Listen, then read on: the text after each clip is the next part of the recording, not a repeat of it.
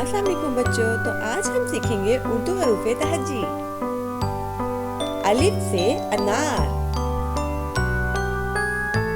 अलिफ मद आ से आड़ू, बे से बिल्ली, पे से परी, ते से तरबूज, टे से टेलीफोन, से समर, जीम से जुगनू, चे से चाबी, हे से हलवा, ख्वे से खरगोश, दाल से दिमाग, दाल से डॉक्टर,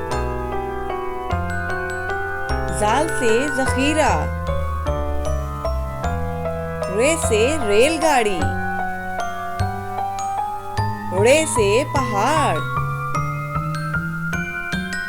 से जिराफा, से सालाबारी, सीन से सजदा, शीन से शहद, स्वाद से संदूक, ज़्वाद से ज़ईफ, तोए से त्यारा, ज़ोए से ज़रूफ, ऐन से औरत,